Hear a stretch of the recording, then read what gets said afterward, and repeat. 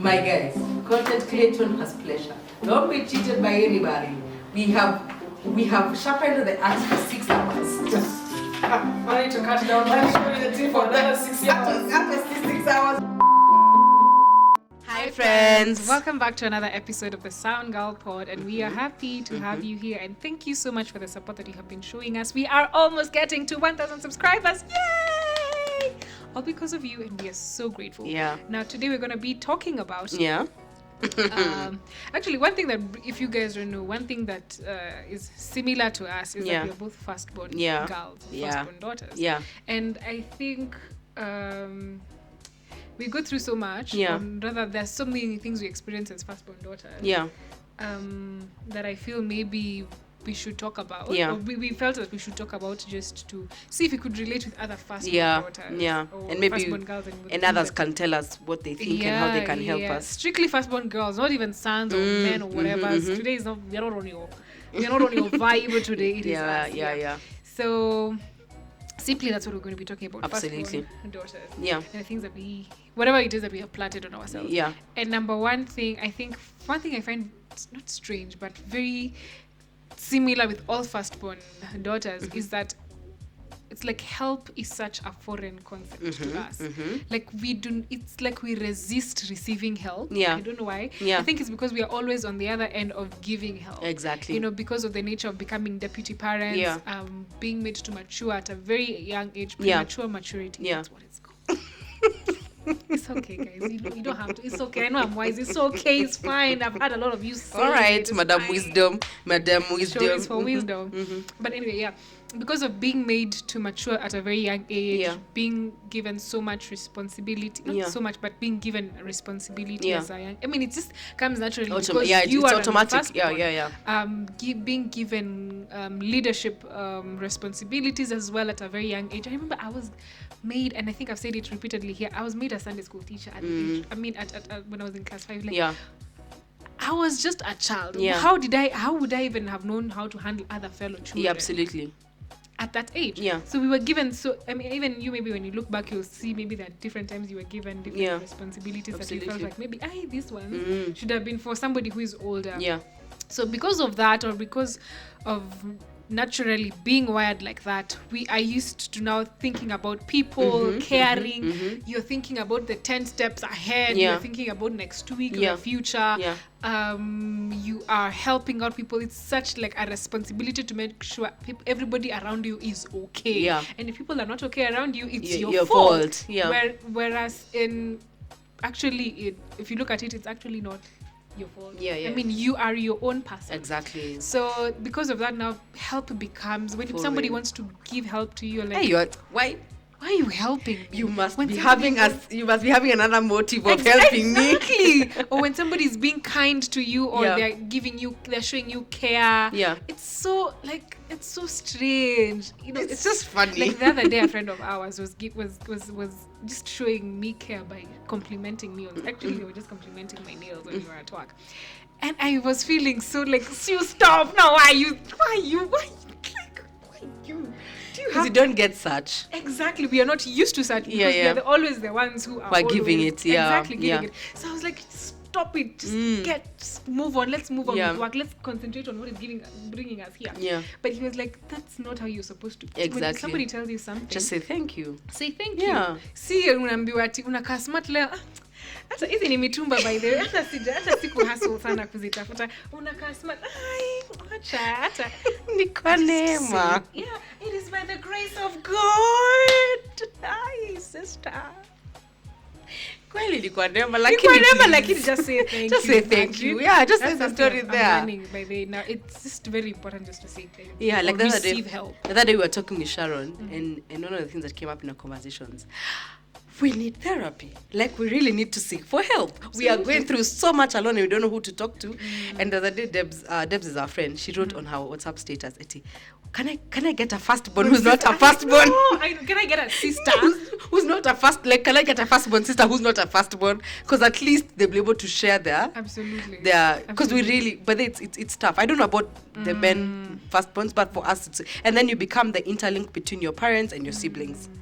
If you're a pastor's kid like us, you become between the church, the parents, and the siblings. So if your sibling is something happens to them, you have to defend your sibling, defend the church, and defend your parents. Like it's crazy. It's madly crazy. And because of that, you even not end up even now giving yourself priority on things. So actually now I'm beginning to even understand things. You end up not giving yourself priority or even taking care of yourself because you're always putting every other person in front of you.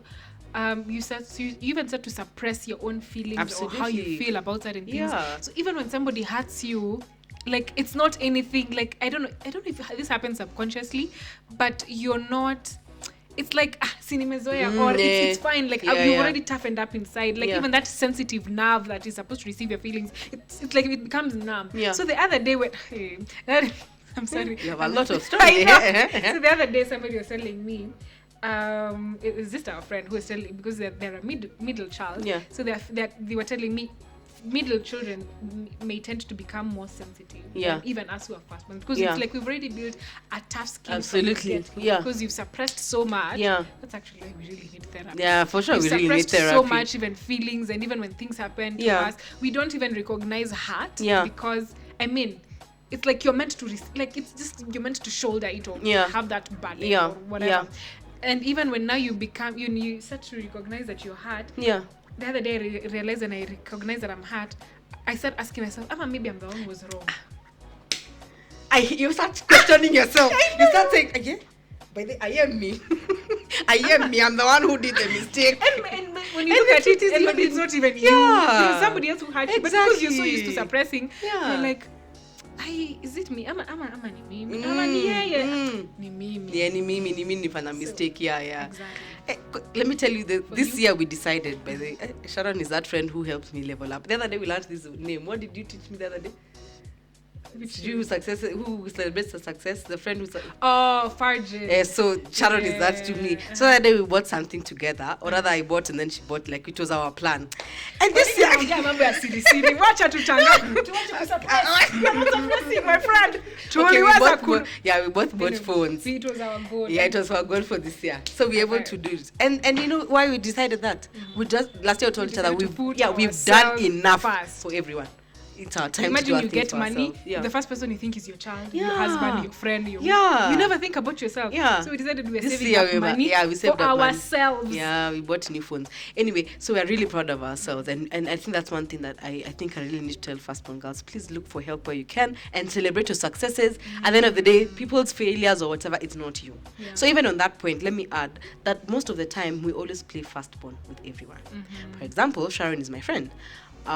If she doesn't go home early, or rather maybe she anything happens to her, I'm like, I'll be blamed for your mistakes. And the truth is, Sharon is a grown-up. Is an adult, Like even if she decides to fall into the ditch, that's her problem.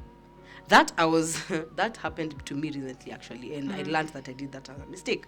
So I was telling Sharon, hey, and then I tried to trace back. I was like, what? I've been playing firstborn with everyone. I have played firstborn on everyone. Even my husband, sometimes I play firstborn. I'm like, because you used to manage and then the other day, he asked me to do something for him. In my head I wanted to say, where's ujifanyie? But I'm used to telling my siblings, because wewe unafanya mimi niko authority, mimi ndio deputy parent, wewe niambia nikuchukulie kitu kwa floor. Then I remembered, oh my god, that's your husband, not your sister. So please remember. So I just picked up the thing and I walked out. Because I remembered he is my husband. I'm supposed to accord him respect. I'm supposed to be submissive over him. So one of the things that we do, I don't know about Sharon, but I do, is that I play firstborn on almost everyone. Like, even if I find someone who's way older than me crying, I take it up to myself. I am always there. I want to find out how they're doing. Like, it becomes my burden. It becomes your burden. And you even feel bad when you don't have a solution. I'm like, now this used to be me. Let me tell you what used to happen to me. Oh my God. So back then when I was in the ghetto of perfection and, I don't know, just going through this whole thing, I used to put so much pressure on myself. Like, if anybody comes to me with a problem, I have to give them a solution. Like, whether I there's no way somebody can come to me. You don't have a solution. And I'm not able to tell them anything. To just pray and everything. I had to like give. I used to force myself. I have to have advice from them. So it became so bad that somebody would text me having a problem, and I'd go to Google to research, because sometimes you don't know what to say. So what if I was going through loss? What would you Google? I'd Google how to give advice to somebody who has gone through loss, because I had to make sure I am giving you a solution. Like, the pressure was that bad. The pressure was getting worse. It was that bad. So I had to make sure that because I had to give you a solution. Like, there's no way you could have come to me and I don't give you a solution.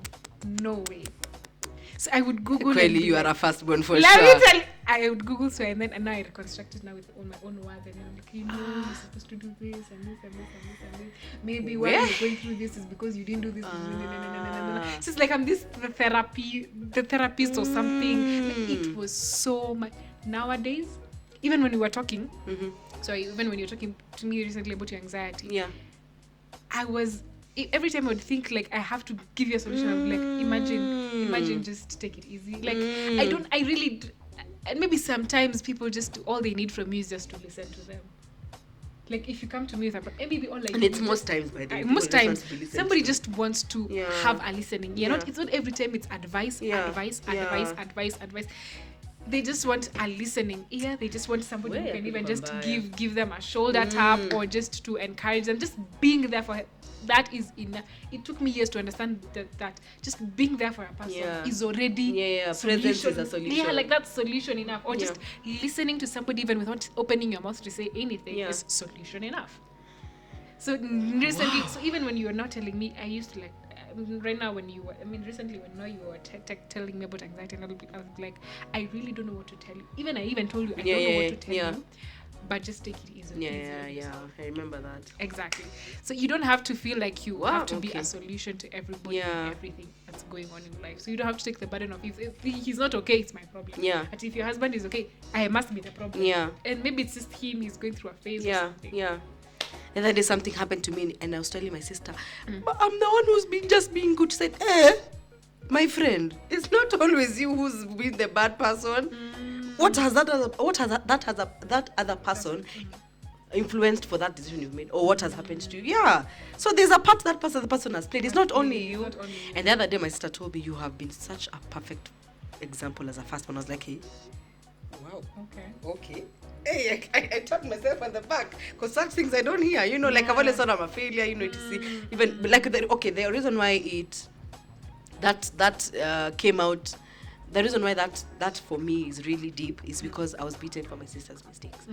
So I was always beaten for whether she does something. I wasn't even there with her. Me, I'm in class 4, she's in class 2. I'm in upper school, she's in lower primary. We never meet, but I'll always be beaten for my sister. So that's why I kept thinking that anyone who does anything wrong, who's younger than me, I'm the one with the mistake. Okay. Wow. And actually that happens to a lot of firstborn. But not even necessarily being being beaten. Being questioned. Even being questioned. Like, why did they do this, yet you were there? Like, you're not even there. I didn't know. You didn't even appear. You're actually the one who is informing me that this happened.